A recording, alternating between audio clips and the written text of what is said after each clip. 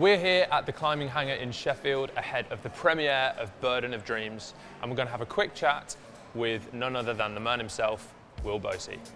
At just 17 years of age, Will became the youngest Brit to have climbed 9A with his repeat of Rain Shadow at Malham Cove. In 2018, he became the first British male in 20 years to reach the final of a Lead World Cup. And in 2021, he made the first ascent of his hardest route to date, Kinkapaya, which he proposed at 9B+. More recently, Will has turned his attentions towards bouldering, where he quickly became a force to be reckoned with 2 9A boulder repeats in the space of just 6 months. As you can see, we've got a replica of one of the hardest boulders, maybe the hardest boulder in the world behind us. They've reduced the angle to, what was it, 10 degrees? Yeah, I think it's about 10 degrees here. 10 degrees. So we're gonna have a little warm up, go around the center, and then maybe at the end, see if I can do this much, much easier version of the hardest boulder in the world ahead of the premiere of the Burden of Dreams film later this evening. What do you kind of mainly look for when you're warming up? Is it mainly fingers, or is it like a bit of movement? Mostly fingers. Okay, so basically cool. I just want to get them going. So quite often I'll either walk around on the ground just feeling holds, like if there's a lot of holds around, like a wall like this, or just do easy problems. So I could just work along, like doing like the oranges and stuff like that. All right, okay, cool. But yeah, literally it'll just be feet on the ground, holding ideally jugs and just weighting them a bit so that you're just pretty gentle on the fingers. Literally just getting the movement going. Yeah. Warming the fingers up. And you can always then go to worse holds because you're on the ground and like just don't pull very hard. It's good to know that even the best climbers start off nice and slow. I think that's something that I could definitely learn today. When I'm inside, I feel like I should take it chill. Because when I get outside, I get carried away pretty fast. Well, that's the thing, because you jumped straight onto German rock and flash an 8B/plus, right? Yeah. 8B+ that you said earlier, maybe not so. Yeah, the people that had done it originally took 8B+, but I think since then doing some other boulders, like the guy, one of the locals was saying he reckons it was more on the 8B side, which I agreed with. Yeah, I find though for flashing, for that sort of thing, you can just feel holds at the bottom of the crag a bit and like kind of just warm up a bit into it, and you know, you do like arm movements and stuff, and then almost when you're not warm, you can try harder, which is probably really dangerous. But for flashing, sometimes you can get really good flash attempts when you've not done much climbing before. Your skin's just colder and you don't, I think because you also are lacking a bit of feeling and your hands being a bit numb, you can really pull with them, which is probably pretty bad. But are there any like particular kind of movements or anything like that that I should be thinking about warming up for the Burden replica? What kind of things should I be thinking about? So for Burden, not too much, to be honest. It's fairly front on in the legs and shoulders. When I was warming up, I was thinking consciously, because I did pretty much all the warming up on a fingerboard. I was thinking about shoulders, so I would do not just like straight hangs, but some like engaged, where it was out to the side, or like twisted in. So you could try and focus on like pulling in movements to like work on warming up the compression muscles, because you have to compress a lot on it. But in the legs, it was a fairly chill climb. There was no super aggressive drop knees. It's more just being like warm so that you can put as much tension as you can through your feet. Yeah, mostly in the fingers. Yeah. Because the feet are just tiny edges that you're trying to like really drive into. Yeah. Just tension, body tension. So yeah, it's more like core, I guess, and you can kind of imagine pushing into the ground, I guess.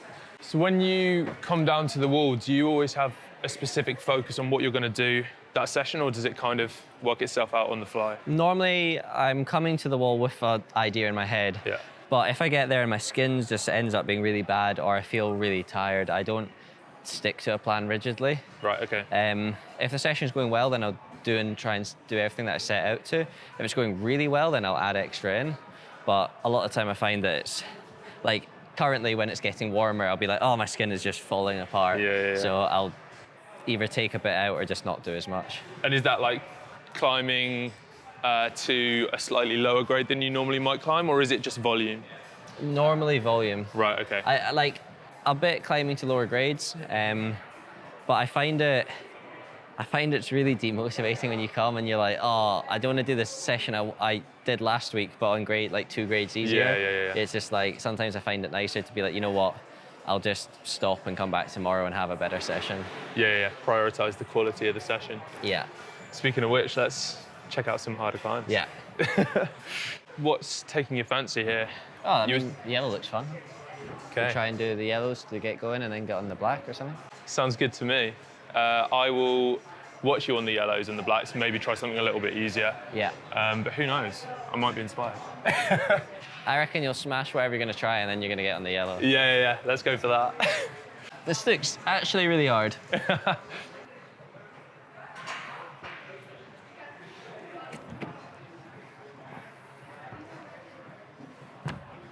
Nice.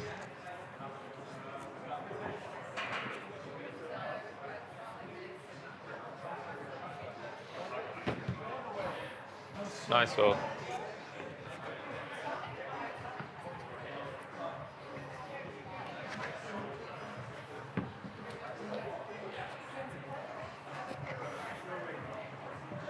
Oh.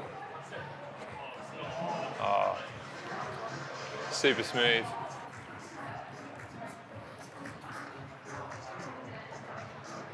Whew. Nice. That was a lot harder than I thought it was going to be. Nick, should we get a shot maybe of someone who's a bit more of a normal human being trying that boulder?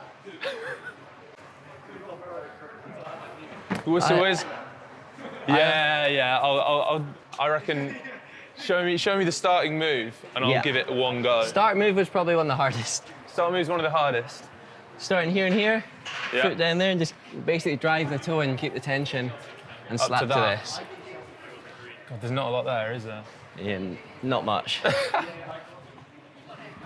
Oh my God. Come on. Try really hard.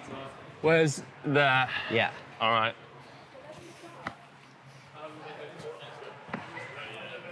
Go on. Nice. I mean, you got to the handhold, the foot came off first. I'll give it one more go. I think if you keep it on. Keep the foot on. I'll try. Oh. Wow. Just keeping feet on. That's the only difference between you and me. It's just feet, isn't it? Core tension and feet. On that move, yeah. But on that one move. Another thing with the down climbing, quite often if I'm by myself or if the centre's not busy, I'll spend about 10 seconds on each hold just shaking out. And I find it's really good for having like that sort of base endurance, which a lot of the time you'll do like a hard section of a boulder on a route and you get good holds. And I've noticed it a lot where people like really struggle and they can fall off like easy top outs. Which I think if you always add in like the sort of down climbing, it's like good for your knees, but also you build like a bit of extra endurance. Right. It's really nice after like doing a max power boulder, being able to then just still hold on and so that makes me blow think the top out. That makes me think about Alphane, right? Because it had that.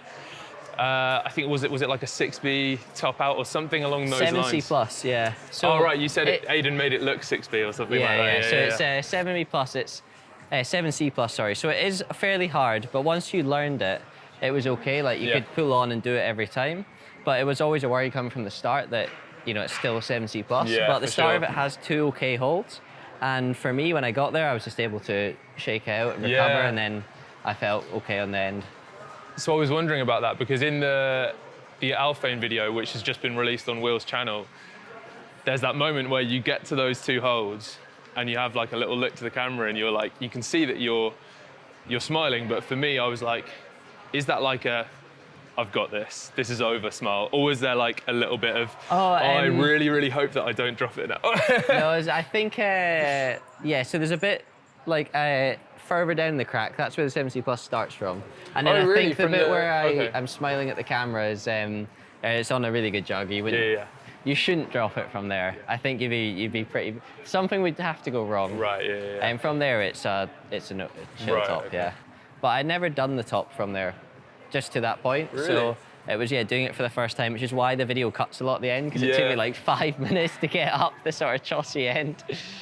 It's mad. I would have thought that if I had like even like an easy top out at the end of a 9A boulder, I would have thought like, why not try it out beforehand? You just thought like I'm never going to fall off it kind of thing. I don't know, just like Aidan and Sean were like, oh no, it's easy, you'll be fine. So I was like, sure. Amazing. So that brings me to another question, which I'll ask you before I jump on something maybe a little bit easier. You were saying about the added endurance that you get when you can shake out on a down climb. What are your kind of goals at the moment in terms of like boulder, route climbing? Obviously, we saw you on Excalibur earlier in the year. Yeah, so that I'd say is my main goal. Like Excalibur is probably what I'm most psyched for at the moment. Unfortunately, because it's like tiny rattly limestone crimps in Italy, basically it probably only start being able to try in November, I imagine. Okay. So I've got a lot of time before that, but that's kind of everything I'm doing now is kind of preparation for that. That's like the main thing I'd like to try at the moment. All right. I'm gonna get on this boulder and then maybe we can talk a little bit about what you might be doing in that time in between. Yeah, sounds good.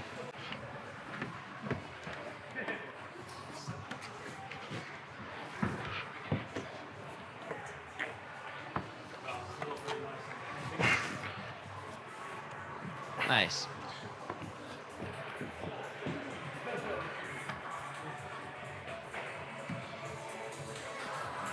Good effort.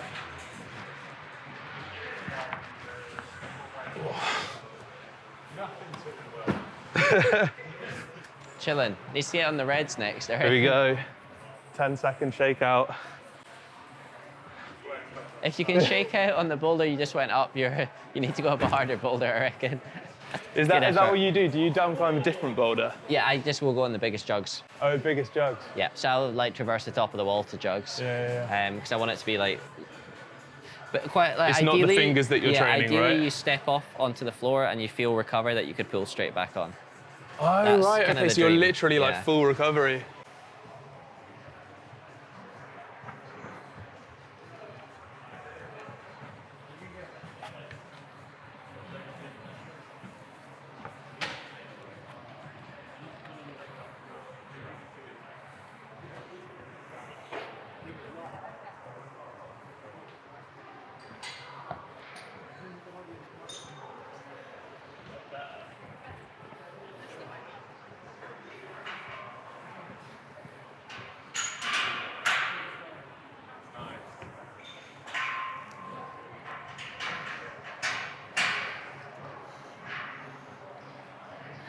Can you tell I hadn't read that? When I got here and I was like looking over there. What was that? You hadn't read it? Yeah. I didn't look at the top and then I kind of didn't expect it to go this way. So Excalibur maybe in November. Yeah. There's obviously a bit of time between then. Am I right in saying that you're heading over to the US? Yeah, maybe. So the plan was to go to Finland, have 2 weeks there, check it out, and then go basically from there to the US when conditions were still perfect. I could go try Megatron. But then, because I ended up staying longer and longer in Finland, for Megatron, it got a bit probably borderline too warm. So I decided not to go. Like, I probably should have been there now. Okay. I decided not to go and then think more about it, decide more what I want to do. Because that was kind of like, between that and Return the Sleepwalker, the two boulders I'm really psyched to go try there. For sure. So I didn't know if it was worth doing a massive trip, spending the money to try things that I wasn't as motivated for. So I think I'm going to try go to Switzerland and get on some of the like alpine mountain routes that just look incredible, like open air. Whoa, which is like the first 9A plus in the world. And yeah, I want to go try that stuff and use that as maybe a bit of prep for Excalibur. Amazing. So getting that kind of power endurance back up. Exactly, Amazing. All right, so let's take a look at maybe some slightly harder stuff. You were saying that maybe this black route might be something that would challenge you a bit more, and then I can also maybe jump on something that I'll be more likely to fall off, except maybe not as hard as the yellow. yeah. I mean, red's the obvious next step. I think it's worth trying. Absolutely. So when you're approaching something like this, have you done this boulder before? No, these are all new to me. So when you're approaching something like this, what is it that you're looking at? How are you kind of breaking it down in your head? So I'm basically looking kind of just the whole process. So look, okay, where's the start hold? Where the sort of line go? right, what's the rough sequence? I imagine you pull on, you go there, tack, come through here, gonna have some sort of heels or toe hooks over there, and then weird sort of sequence here. It looks a bit more confusing, so I'd actually look at this a little and then go for it. But what I find quite often when I come, I'm giving like flash goes inside, is I try and not look too much, so you get a bit more of on the wall learning. So it's a bit more in that sort of on-sitey outdoor context. Right, okay. I do like a brief look through, but I try not to look too much. Whereas if it was outdoors or something that I come in and someone's like, oh, you need to flash this one, otherwise you owe me a pizza. Yeah. I'd be like taking my time to look through every move and make sure I knew what I was going to do, foot and hand sequence the whole way through. It's interesting because a lot of the stuff that you talk about, even when we're kind of, climbing on a 4-meter wall indoors, a lot of it is to do with the kind of tactics that you might be doing on a much, much longer route outside, even down to the kind of problem-solving aspect of it, where in a way you're kind of deliberately taking information away so that you can imagine, you're like higher up on a route, something that you haven't had a chance to look at properly. Yeah, I'm bad at on-sighting, so I need all the help I can get, All right, cool. Well, we'll see. Yeah.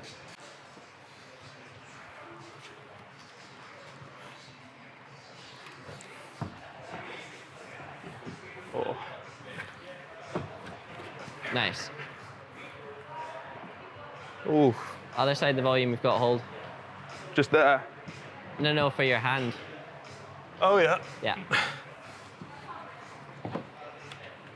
Oh, no, it's all going wrong. Yeah. Wow. Didn't look as much as I thought I had. I mean, that hold's a bit hidden. It does look right.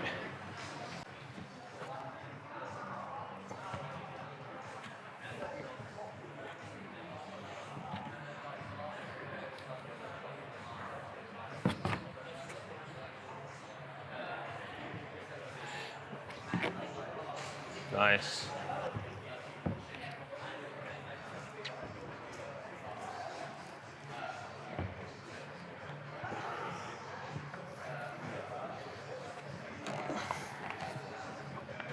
Nice one.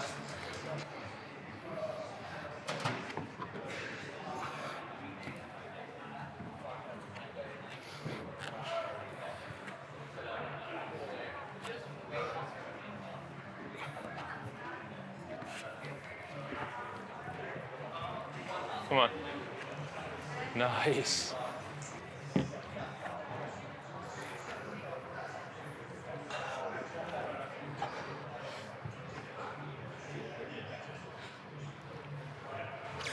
Nice one. Whew. Good effort. I was getting pumped up there.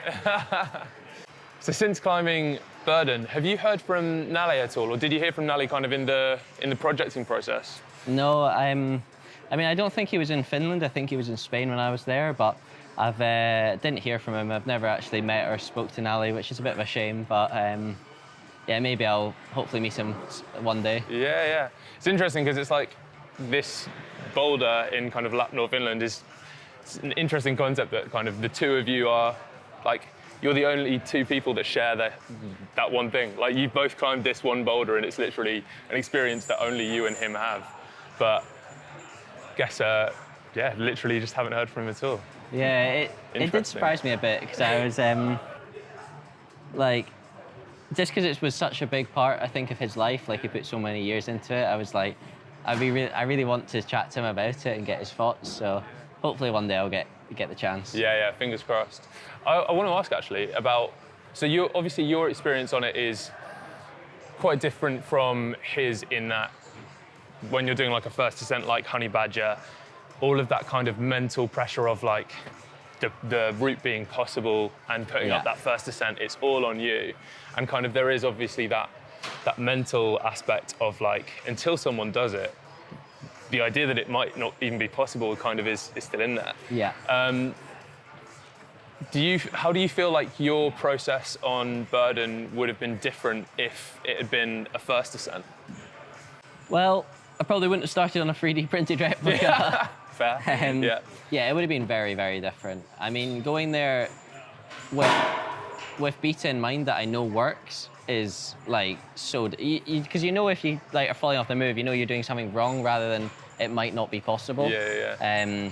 So I think it would have been a very different experience. I think myself to Nally had a very like completely different experiences on the boulder with that.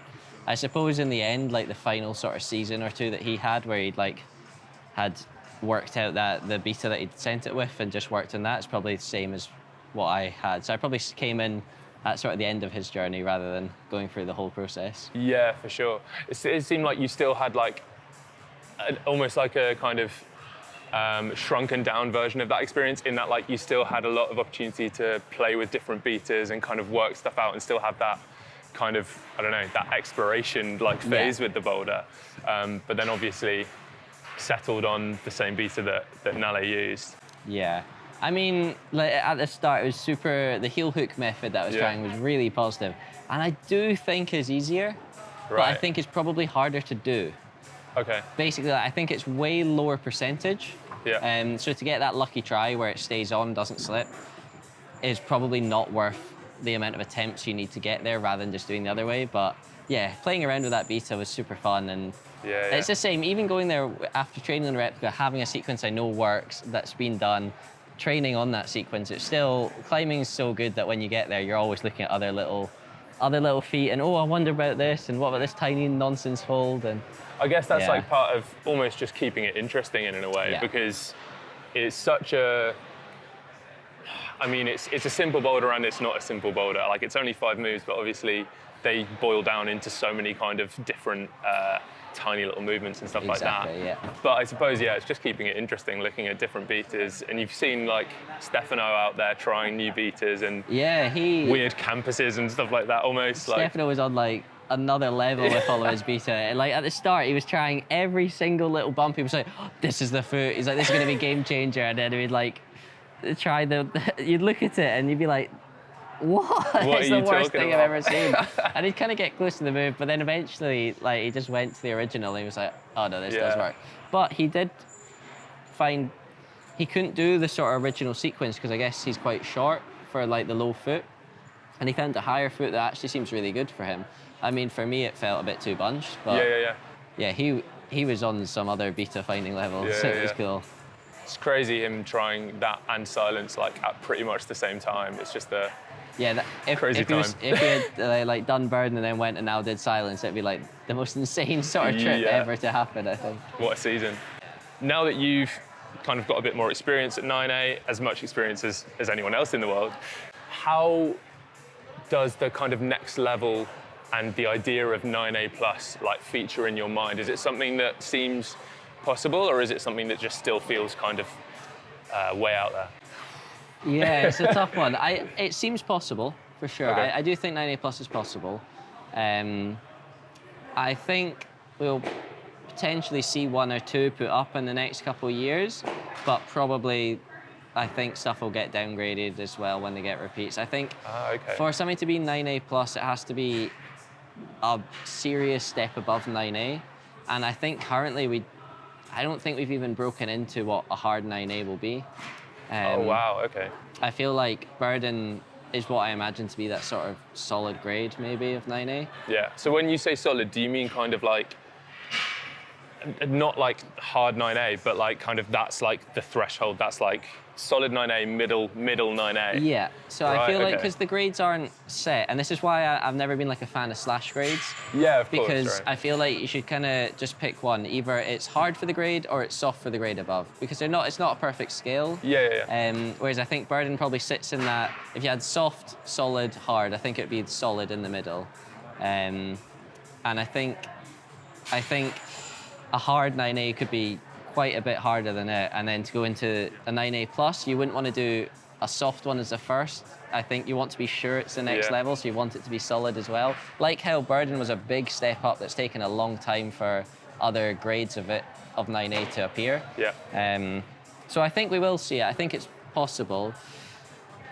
I feel like if I found the perfect one for me and I invested a lot of time, I think I could do it, but I think it could be a while away for that. Could be a while away. For me, anyway. So it's almost like we need to see developments within the 9A kind of realm, and we need to be looking at hard 9A before we see something like 9A plus. And that does make sense, you know, like obviously we didn't go from run-of-the-mill 8C plus straight to like 9A. Yeah, I mean, even in the 8C plus grade, I feel like there's still a lot of uncertainty and problems that probably need more regrading or looked at again. And just more to be done, I think. Yeah, for sure. I think that that's one of the things that you see a lot of the time with grading is as soon as a certain grade, maybe like the highest grade, like 9A, becomes something that more people are doing, the grade immediately below that seems to kind of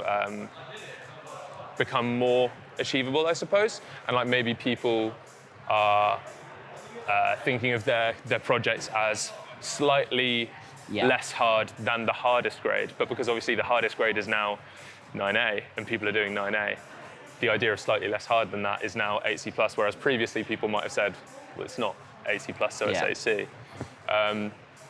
But yeah, I think, like you say, obviously with Isles of Wonder Sit, that was one where Aidan put it up at 8C plus, you found a different beta and came in with an 8C offering. I think sorry, go on. On the even more sad news, I think Nathan Phillips has got a knee bar on Isles of Wonder Sit. I don't think it changes much, but I think it probably makes it a little easier as well. So it's probably, I imagine that'll stay around 8C. Yeah, but then obviously you can see that knee bars, like your project at the tour, knee bars can make a whole world of difference. I know. From like the kind of where you know that, so that project, we're talking about Wild South, knee bar eliminate, the project. Yeah. Where do you feel like that would come in your kind of experience? Where do you think that would come in that 9A realm? Because you did mention that before. Yeah, I think that would be a solid 9A for sure. Solid 9A. It wouldn't be easier than 9A. I don't know, not a lot of full sessions, but a lot of trying at the end of days and stuff. Probably like 20 sessions into trying that move. And never really got that close to sticking it. Like, I always felt like if I push, I was maybe 5 kilos away. Right. But actually, like, the difference between that, I had 1 or 2 goes where I hit the hold, but never really where I was, like, having the contact to stay on. And then it's doing that move and then doing an 8B boulder on top. Okay. So... Yeah. And it's not like a 8B, like, you know, a long one that you can just mission your way through in battle. Right. It's you do that move, you then have to do like another setup move, and then do a 1 move 8A plus. So you have to be like strong on the holds. Yeah. So I think that would have been really, really hard. Right. So I'm still debating trying it without the knee pad, but it's a bit silly. But as something to do locally, it's sure. there, you know. I mean, once you get to a certain level, right, surely you have to be thinking like, right, where is a project that is like really, really hard that's going to inspire me? And you can't just kind of, it's not like loads of other people are going out there and kind of opening up these 9A boulders for you to go and try on. And I've done most of the eliminates at the tour already, so yeah. Got to find something. Whoa!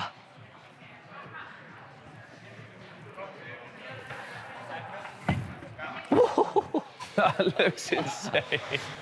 I feel like that's going to put my hip out really fast. Should we get a close-up of some of these holds? Great.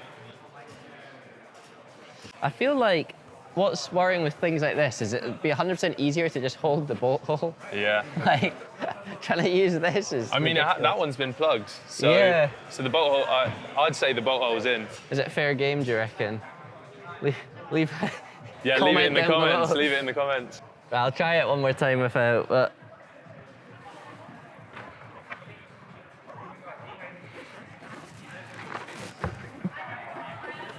Oh, come on.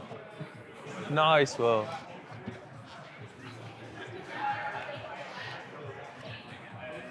Oh, that's actually quite a nice hold. Nice.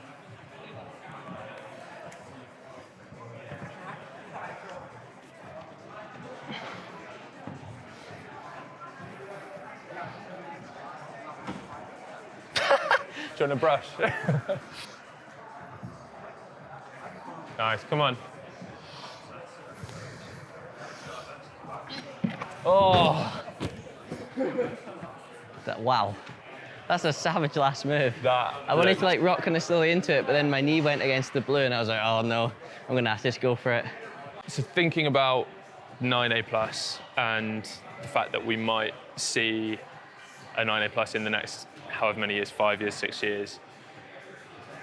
When you think about those grades, do you think like that's something that I want to be climbing?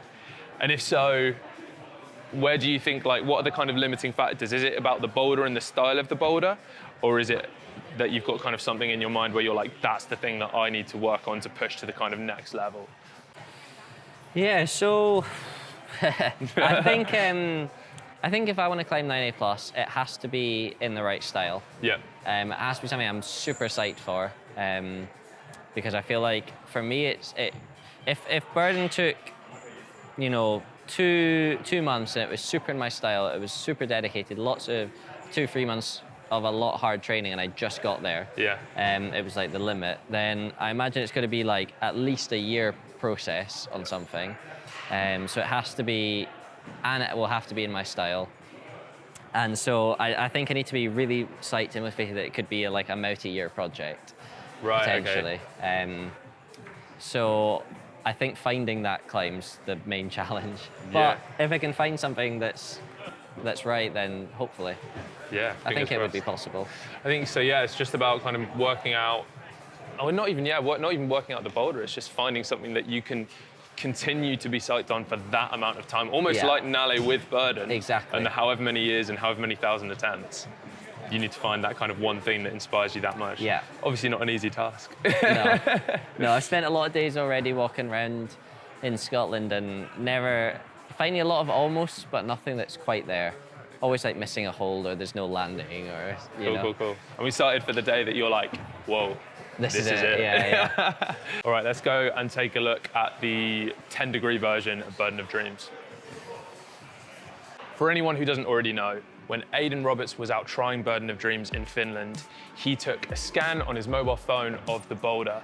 He sent that scan to Core Climbing, and they were able to create these holds to pretty perfectly replicate the boulder itself. So replicas like this, except maybe a little bit steeper, have become an integral part of the projecting process on Burden of Dreams, which many people think of as the hardest boulder in the world. So when you were working Burden of Dreams, there were quite a few people working at the same time. Yeah. You had Sean, Toru, Aidan had spent some time on it.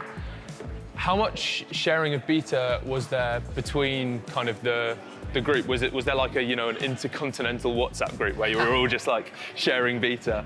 There wasn't a WhatsApp group, but we were all basically trying to arrange to turn up at the same time. And Nice. Yeah, it was a really friendly environment, and everything that you kind of worked out that you thought would like help to move, you were sharing and say, oh, like watching I've tried this foot, or like do it, like leaning out a bit more. And it was a really good atmosphere and really nice and like friendly, I thought. Yeah. I really liked it. It helped a lot. It meant you're able to like try lots of other betas and just rule stuff out if they didn't work, or like find little things that actually did help. And For sure. And then would you say that there was any part of you that was like, obviously you've got to be really motivated to try a boulder like Burden of Dreams. Would you say that any part of that motivation was around the fact that you kind of wanted to be the second person to climb it, or the first repeater? Was that, because for me, I think I'd be like, it's great and like to be doing it with all of these other people, and like I hope that everyone kind of sends. yeah, exactly. But I'd love to be the first. Yeah, I mean, I think there's probably a little bit of that. Yeah. I mean, for sure it was being there and just trying to do it. Like climbing Burden was the challenge. For sure. I think being like the first person to repeat it is super cool, but I mean, I think any of us that were out there could have been the first. Right. I think everyone was pretty close, so yeah, well, it didn't feel like a race, if that's what you mean. Oh, interesting. Okay, cool. At least I didn't think so. Yeah. It felt like a race against the weather, because it felt like it was starting to heat up. That was the main thing. Okay, cool. So it was cool. more like, it definitely felt like you were battling like skin and the weather rather than anyone else. Fair. All right, I think I've got a question about that, but why don't we see you on this for, what is this, the 10-degree 300th time? Yeah, I've tried this boulder a fair bit. I thought I was done with the replica as well. Never.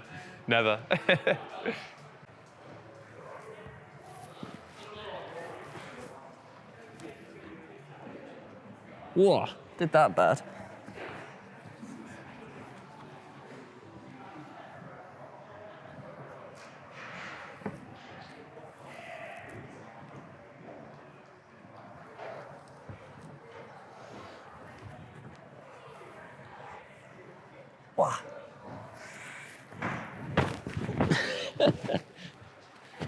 Fair play. Nice. It just brings back memories of all the painful spots of the holes. There's like, I felt them before we put them on the wall earlier when we took them out, and there's like on that pinch, there's one bit, there's a spike that goes right there, and I was like, oh. Yeah. Just remember getting all these blisters from it. It's like that finger's got like a sore spot that will be there forever. Yeah, exactly. A long-lasting memory. Right, are you getting involved with it? Yeah, I've never been a fan of sit starts, so I'm gonna... I mean, I've also set it probably way too bunched. Yeah.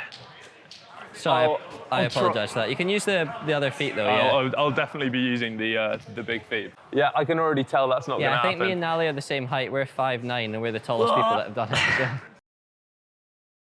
Doesn't help that this is, what, 37 degrees easier and bigger footholds, and I'm still getting nowhere. Come on. I think if you pull on from the second move, you'll be all right. The first move is still weirdly hard, to be fair. Give it a go from the second move. Right, so let's say that I have done the first move, which is the hardest move, right? So if I can't do that, that's fine. It's a one move 8B plus boulder, I reckon. Even on 10 degrees. Not on 10 degrees. All right.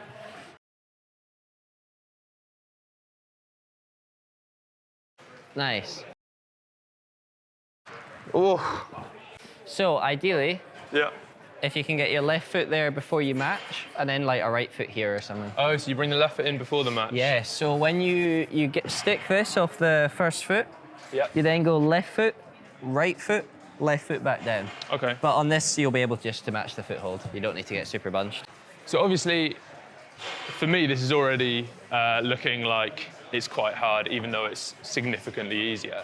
How do you stay positive when you're working on a boulder that, you know, like when you were working on the replica and that first move just wasn't going, you just couldn't get it? Yeah. How do you stay positive in those moments? What's your kind of process to not let the intrusive thoughts come in? So I think there's kind of 2 points to this. Firstly, when I have sessions, I normally go with quite low expectations. Okay. So as long as it's got one positive, whether that's, you know, I do a bigger link than I've done, or even I do a move and it feels a bit better, or for instance, when I was trying, I was falling off the first move every session.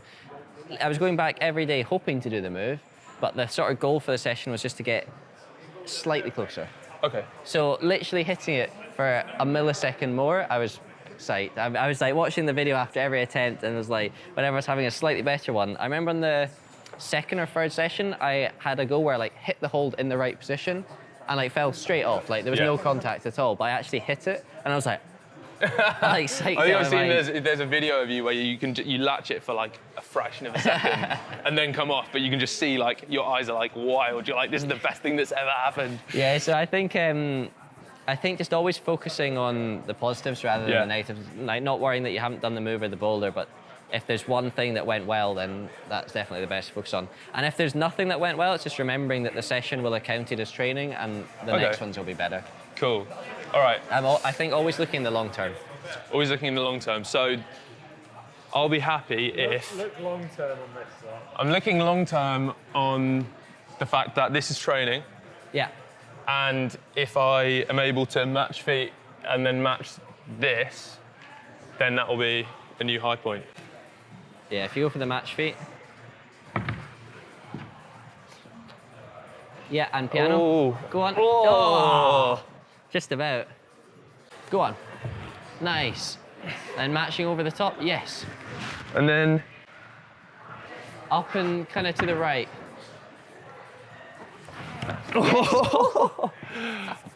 Nice, nice. Did you kind of feel what you're going for at the top Yeah, as well? I feel like I should have been slightly further over. Yeah, there's like a little dish that 2 fingers will sit in. It's like a little line, and then your index just goes next to it. And if you get there on the real thing, it's like quite a good hold, and you can swing around one arm. Cool. If you miss it by like half a centimetre either side, you just fall off. It's really frustrating. Yeah. Amazing.